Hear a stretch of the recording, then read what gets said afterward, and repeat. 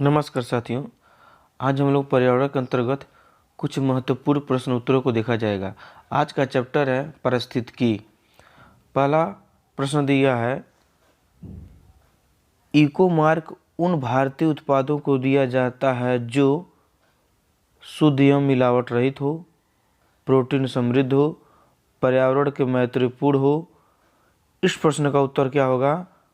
इस प्रश्न का उत्तर होगा सी, अर्थात तीसरा ऑप्शन होगा मैत्रीपूर्ण, पर्यावरण के प्रति क्या हो? मैत्रीपूर्ण हो।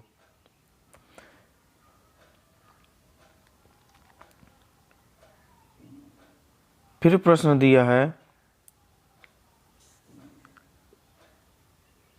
पर्यावरण अनुकूलन उपभोक्ता उत्पादों को चिन्हित करने के लिए सरकार ने आरंभ किया है। एक मार्क,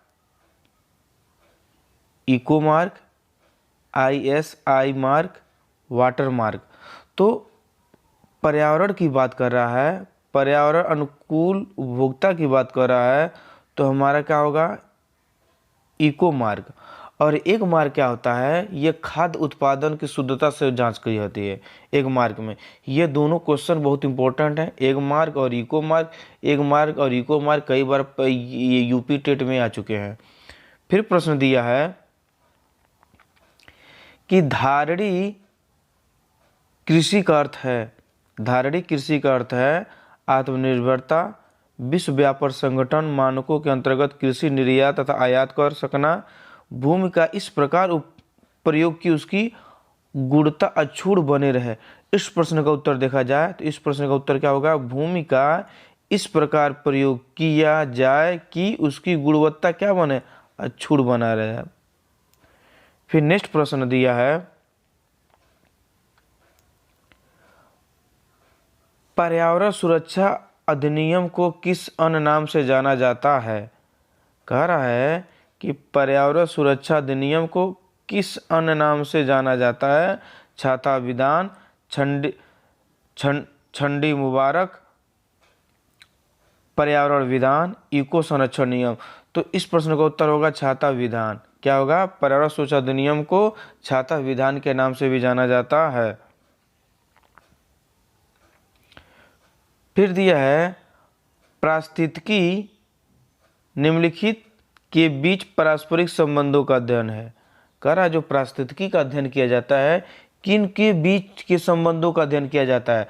पहला दिया है जीव और वातावरण, मनुष्य और वन, मृदा और जल, पति और पत्नी। तो क्या होता है? पारिस्थितिकी पारस्परिक संबंधों का अध्ययन किया जाता है, जीव और वातावरण का। क्या? जीव और वातावरण का अध्ययन किया जाता है। इस प्रश्न का उत्तर क्या होगा? जीव और वातावरण। अब जो पारिस्थितिकी जीव विज्ञान की एक शाखा है जिसमें जीव समुदायों तथा उनके वातावरण के मध्य पारस्परिक संबंधों का अध्ययन करते हैं। जीव तथा उसके बाहरी वातावरण के बीच एक संक्रिय संबंध होता है। कुछ स्रोतों के अनुसार पारिस्थितिकी शब्द का प्रयोग सर्वप्रथम 1865 में रीटर ने किया था। आइए देखते हैं नेक्स्ट प्रश्न।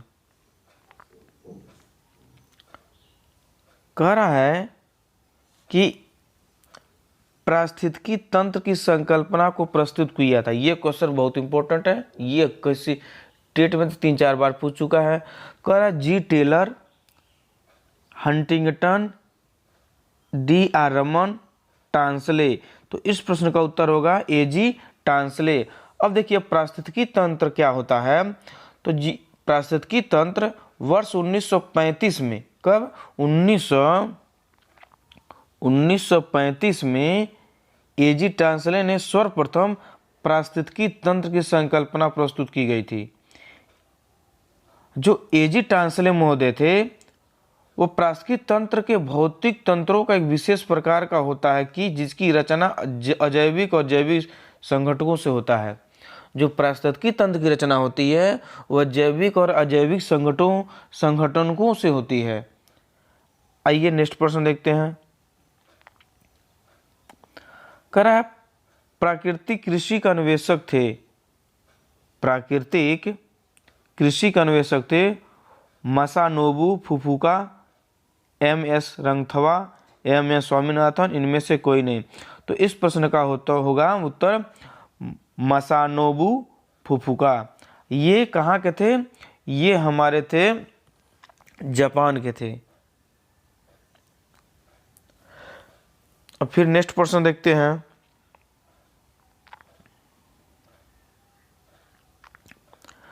पर्यावरण संरक्षण के लिए ग्रीन आर्मी किसने प्रारंभ किया था? पर्यावरण संरक्षण के लिए ग्रीन आर्मी को किसने प्रारंभ किया था? जापान ने, चीन ने, ऑस्ट्रेलिया ने, इजिप्ट ने। तो इस प्रश्न का उत्तर क्या होगा? ऑस्ट्रेलिया ने। पर्यावरण संरक्षण के लिए ग्रीन आर्मी ऑस्ट्रेलिया ने प्रारंभ किया था।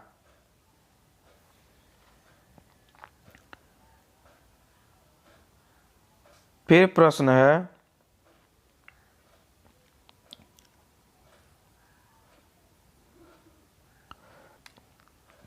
कह रहा है निम्नलिखित में से कौन एक पारिस्थितिकी तंत्र के संबंध में सही नहीं है? कह रहा है निम्नलिखित में से कौन एक पारिस्थितिकी तंत्र के संबंध में सही नहीं है? पहला दिया है पारिस्थितिकी तंत्र एक निश्चित स्थान, समय, इकाई के समस्त जीवों तथा भौतिक पर्यावरण का प्रतिनिधित्व करता है। ये सही है। यह एक कार्यशील इकाई है, ये भी सही है।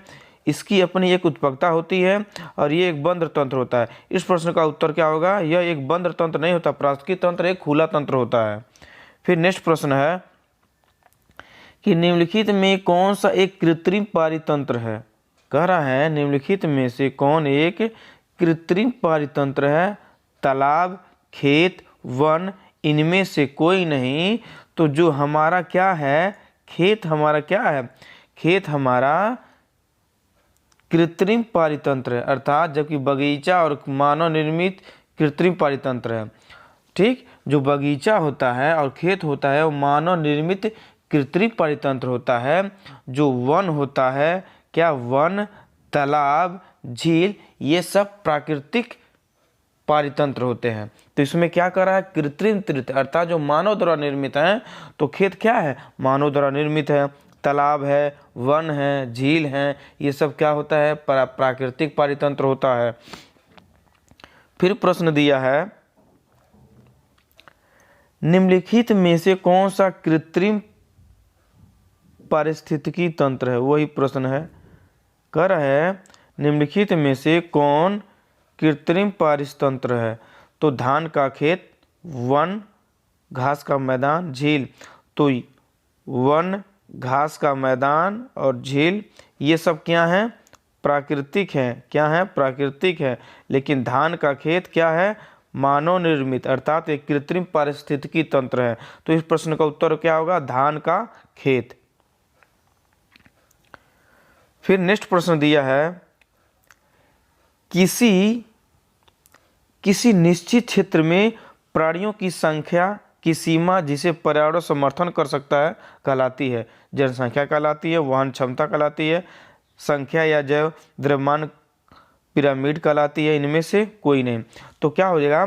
किसी भी निश्चित क्षेत्र में प्राणियों की संख्या की सीमा जिस पर्यावरण का समर्थन करता है वह क्या कहलाता है? वहन क्षमता कहलाता है। क्या कहलाता है? वहन क्षमता। तो इस प्रश्न का उत्तर क्या होगा? वहन क्षमता। फिर नेक्स्ट प्रश्न देखते हैं।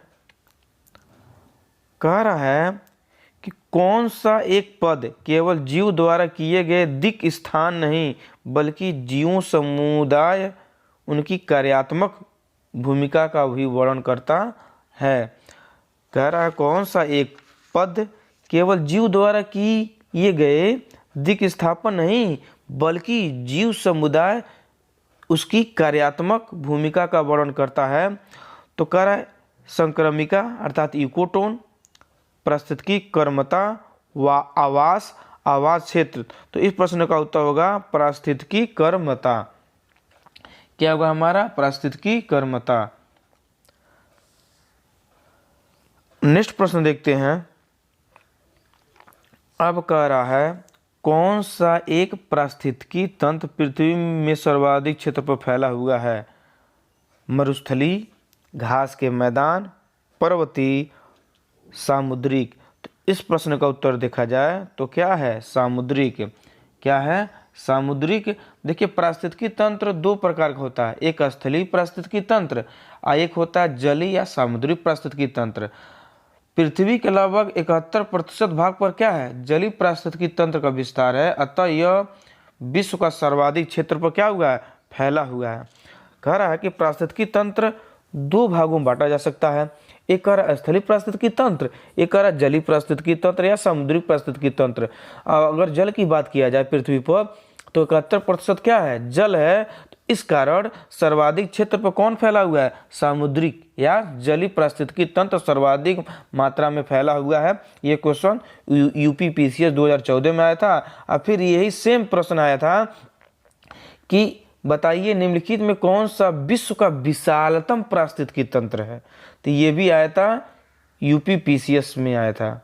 एक आया था 2003 में, एक आया था 2004 में, एक लोअर पीसीएस में आया था। अर्थात मैं जितना प्रश्न बता रहा हूँ, अगर आपका पर्यावरण से संबंधित एक भी प्रश्न इधर का उधर नहीं जाएगा, ये मेरा गारंटी है, क्योंकि इससे हट से प्रश्न बना ही नहीं सकता है। अब देखते हैं नेक्स्ट प्रश्न। कह रहा है निम्न में कौन सा एक पारिस्थितिकी संतुलन बनाए रखने में मदद नहीं करता है। कह रहा है वनों का काटना।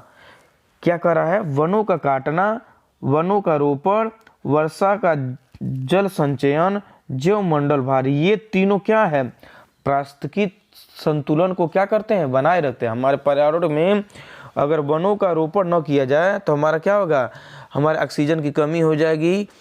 और कह रहा है वर्षा जल का संचयन नहीं हो पाएगा, वर्षा नहीं हो पाएगी, जैव मंडल भार में भार है। तो अर्थात ये तीन क्या है, पारिस्थितिकी संतुलन को बनाए रखते हैं। लेकिन वनों को काटना, इस प्रश्न का उत्तर देखा जाएगा तो क्या होगा, वनों का काटना पारिस्थितिकी संतुलन को बनाए रखने में महत्व नहीं रखती हैं। फिर नेक्स्ट प्रश्न दिया है निम्न में से किस कार्य से पारिस्थितिकी संतुलन बिगड़ता है। ये प्रश्न ऊपर वाला ही है। अगर देखा जाए तो लकड़ी का काटना को, लकड़ी का काटना इसी को होता है वनों का उन्मूलन। क्या था, वनों का उन्मूलन मतलब वनों का कटान। यहाँ पे लिखा है लकड़ी का काटना, तो इस प्रश्न का उत्तर क्या होगा, लकड़ी का काटना। फिर दे रहा है 17वां प्रश्न दे रहा है पारिस्थितिकी तंत्र में उच्चतम पोषण स्तर। कह रहा है पारिस्थितिकी तंत्र में अर्थात इकोसिस्टम में उच्चतम पोषण स्तर प्राप्त होता है किससे, शाकाहारी से, मांसाहारी से, सर्वाहारी से, अपघटक से। तो उच्च की बात किया जाए तो किससे प्राप्त होगा, मांसाहारी से। कह रहा है कि पारिस्थितिकी तंत्र में उच्चतम पोषण स्तर शाकाहारी, मांसाहारी और सर्वाहारी। इस प्रश्न का उत्तर क्या होगा, इस प्रश्न का उत्तर होगा हमारा सर्वाहारी। क्या होगा, सर्वाहारी से। देखिए कह रहा है पारिस्थितिकी तंत्र का आहार श्रृंखला में सामान्यतः 3 से 4 श्रेणियों में के स्तर होते हैं। एक होता है पोषण स्तर 1, इसी को कहते हैं आधार पोषण स्तर। इसमें स्वपोषित जीव आते हैं, प्राथमिक उत्पादक आते हैं। अब पोषण स्तर 2 होता है जिसमें प्राथमिक उपभोक्ता आते हैं। अब पोषण स्तर जो 3 होता है उसमें द्वितीयक उपभोक्ता आते हैं। और जो पोषण स्तर 4 होता है वो होता है सर्वाहारी या अंतिम उपभोक्ता होता है। क्या होता है, और जो एक होता है अपघटक, डिकम्पोजर्स होते हैं। उपयुक्त जो हैं पोषण स्तर 1, 2, 3, 4, इन्हीं सभी पोषण स्तरों का क्या होता है, आहार ग्रहण करते रहते हैं। कौन, अपघटक। अब इसमें इस प्रश्न कह रहा है कि उच्चतम की बात किया जाएगा तो हमारा इस प्रश्न का उत्तर क्या होगा, सर्वाहारी होगा। देखिए नेक्स्ट प्रश्न कह रहा है पारिस्थितिकी तंत्र में कौन सा एक जीवी संगठक नहीं है। कह रहा वायु, वनस्पतियां, जीवाणु और जानवर। तो जीविक क्या है, जीविक संगठक तो वनस्पति में है, जीवाणु में भी है, जानवर में है। ये सभी क्या है, ये तीनों क्या है हमारे जीवित संगठन है। लेकिन वायु क्या है, हमारा जीवित संगठक नहीं है। तो इस प्रश्न का उत्तर क्या होगा, वायु। जो जीवित संगठक, अब देखिए जीवित संगठक वायु में बायोटिक कंपोनेंट्स होते हैं। ये ऐसे जीवित वस्तुएं हैं जो एक पारिस्थितिकी तंत्र का निर्माण करती हैं। जीवित संगठकों में समानतः शामिल होते हैं उत्पादक। जैसे उत्पादक में कौन आएगा, पेड़ पौधे। उपभोक्ता में आएंगे हमारे जानवर हम मनुष्य आएंगे, और अपघटक में आएंगे कवक आएंगे, जीवाणु आएंगे। लेकिन इसमें क्या दिया ऑप्शन? वायु। तो इस प्रश्न का उत्तर क्या हो जाएगा? वायु। फिर कह रहा है कि पारिस्थितिकी निकाय में ऊर्जा का प्राथमिक स्रोत है। इसको तो देखना नहीं है, ऊर्जा का प्राथमिक स्रोत क्या होता है? सूर्य होता है। अब नेक्स्ट प्रश्न देखते हैं। कह रहा है निम्नलिखित में से किस प्रकार के जीव अपघटक जीव कहलाते हैं? कह रहा है किस प्रकार के जीव अपघटक जीव कहलाते हैं, अर्थात जो हमारे प्राथमिक पोषण स्तर होता है, द्वितीयक पोषण स्तर होता है, तृतीयक पोषण होता है, और पोषण स्तर जो चौथा होता है, इन सभी को आहार के रूप में जो ग्रहण करते हैं वही हमारे क्या होते हैं? अपघटक होते हैं। तो कह रहा विषाणु, बी ऑप्शन में दिया है कवक और विषाणु, सी ऑप्शन में दिया है जीवाणु और कवक। तो हमारा क्या होगा? इस प्रश्न का उत्तर होगा कवक और जीवाणु, अर्थात इस प्रश्न का उत्तर होगा हमारा क्या? सी। अपघटक जीव कहलाएंगे जीवाणु और कवक हमारे अपघटक जीव कहलाएंगे। नेक्स्ट प्रश्न देखते हैं। कह रहा है निम्नलिखित में से कौन प्राथमिक उपभोक्ता है? अर्थात प्राथमिक उपभोक्ता वो होता है जो पेड़ पौधों को खाता है, अर्थात ये जो शाकाहारी जीव जंतु होते हैं वही हमारे क्या होते हैं? प्राथमिक उपभोक्ता होते हैं। तो इसमें कह रहा है कि चींटी दिया, हिरण दिया, लोमड़ी, बाघ, गिद्ध, इनमें से कोई नहीं। तो चींटी और हिरण हमारे क्या हैं? प्राथमिक उपभोक्ता हैं। इसके बारे में थोड़ा देखते हैं। किसी खाद्य श्रृंखला में मुख्यतः शाकाहारी प्राणी ही क्या होते हैं? प्राथमिक उपभोक्ता के श्रेणी में आते हैं। हमने कहा कि प्राथमिक उपभोक्ता में मुख्यतः वही आते हैं जो क्या हो? शाकाहारी जीव हों। तो इसका उत्तर क्या होगा? चींटी और हिरण। फिर नेक्स्ट प्रश्न देखते हैं। कह रहा है खाद्य श्रृंखला या फूड चेन में मानव है एक निर्माता है, केवल प्राथमिक उपभोक्ता है, केवल द्वितीय उपभोक्ता है? नहीं, बल्कि मानव क्या है? मानव प्राथमिक उपभोक्ता भी है और द्वितीय उपभोक्ता भी है। ये पेड़ पौधों को भी खा लेता है, ये जीव जंतुओं को भी खा लेता है, अर्थात मानव को प्राथमिक वातावरण में मुख्य प्राथमिक उत्पादक होते हैं। पहला दिया है फाइटोप्लैंक्टन्स, समुद्री आवृतबीजी, जलीय ब्रायोफाइट, इनमें से कोई नहीं। तो इस प्रश्न का उत्तर क्या होगा? समुद्री प्लैंक्टन्स। जो समुद्री खाद्य श्रृंखला में फाइटोप्लैंक्टन्स हैं मुख्य प्राथमिक उत्पादक होते हैं। हमने कहा समुद्री खाद्य श्रृंखला में जो फाइटोप्लैंक्टन्स होते हैं मुख्य प्राथमिक उत्पादक होते हैं। ये प्रकाश संश्लेषण की प्रक्रिया द्वारा ऊर्जा क्या करते हैं? प्राप्त करते रहते हैं। पृथ्वी के वायुमंडल में उपस्थित ऑक्सीजन की अधिकतर मात्रा के लिए फाइटोप्लैंक्टन्स ही उत्तरदायी है। नेक्स्ट प्रश्न देखते हैं। कह रहा है पारिस्थितिकी तंत्र में जैविक घटकों में कौन उत्पादक घटक है? अगर उत्पादक घटक की बात की जाए तो गाय, मोर, बाघ, हरे पेड़ पौधे क्या होते हैं? हमारे प्राथमिक उत्पादक होते हैं। ये हमारे उत्पादक क्या हैं? घटक हैं। जो हम लोग सभी जानते हैं वे सभी पौधे जो प्रकाश संश्लेषण क्रिया द्वारा भोजन निर्माण करते हैं वो प्राथमिक पोषक या उत्पादक कहलाते हैं। तो पौधे प्रकाश संश्लेषण हरे रंग के लवक क्लोरोफिल की सहायता से करते रहते हैं, और क्लोरोफिल के कारण ही पौधे क्या होते हैं? हरे रंग के दिखाई देते हैं। अब नेक्स्ट प्रश्न को देखते हैं। कह रहा है प्रथम पोषक स्तर के अंतर्गत आते हैं। हमने कहा प्रथम पोषण के अंतर्गत क्या होते हैं? वे सभी पेड़ पौधे, हरे पेड़ पौधे आते हैं। तो प्रथम पोषक के अंतर्गत क्या होगा? शाकाहारी, मांसाहारी, सर्वभक्षी, हरित पेड़ पौधे क्या होगा? हमारा हरित पेड़ पौधे क्या होंगे? प्रथम पोषक के अंतर्गत आएंगे। अगर ये वीडियो आप लोगों को अच्छी लगी हो तो प्लीज़ लाइक, सब्सक्राइब और शेयर ज़रूर करें, ताकि मैं मोटिवेट होकर ऐसे वीडियो आप लोगों को देता रहूं। धन्यवाद।